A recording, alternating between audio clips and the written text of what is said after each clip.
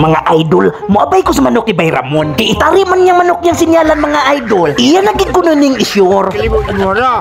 O sa kalibo nga akong iabay mga idol. Unya hulaman ang kinintos ni Bay Ramon. Unya kung mapildi way swerte mga idol, tagaan ako niyag manok na sunoy. Klaro na kay naman ni Chris TV kay iya manggid ng isyur. Milasinggon tanan. Pero ya, manok ha. Oh. Huwag na mo sa kalibo ba ya? Imo anang kinintos. Ay, ang manok ko ibayag no. Sige lang, yan lang. Di ko. Sige, sige. Unsa man tong manuka nimo nga imong ikuha na. Ayaw dili piso. Piso sige. Sunoy.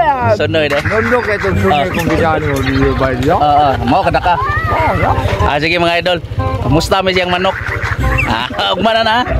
Sige sige. Basi mo wani na ha. Umbog na ba ka? Adi mo ni ba? Patay siya na. Agak na.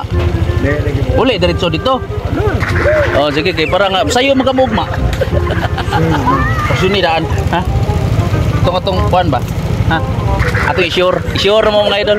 Uy hala, katong manok ni Bay Ramon man yung Chris TV, mao ni amahan katong hapit ka bono. Maura ko nun yung kaliwata yung kupisot. Pero karon iya naging giorosinan gyud. Wala na gini siya kumpiyansa, iya naging ko nung isyur. Kay kining iyang manok sinyalan ko rin yung mga idol. Uy hala, unsa man sa sinyal man yung Chris TV?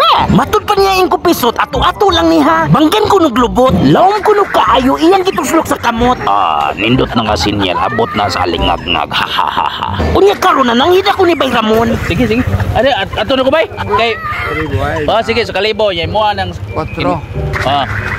Kinito sa lang. Kinitos na bro. Ay manok ba yung hata ko talaga. Uy, surte lang manok lang. Ato na ihawon. Uy hala, kung ang iyang manok kulay swerte sa sunoy, tagaan ko nuko niya. Bro, uwi niya, patay niya. Sayo dan. Pero kung buhay na son mo, sayaw ko no siya, inom taman sa ginawa.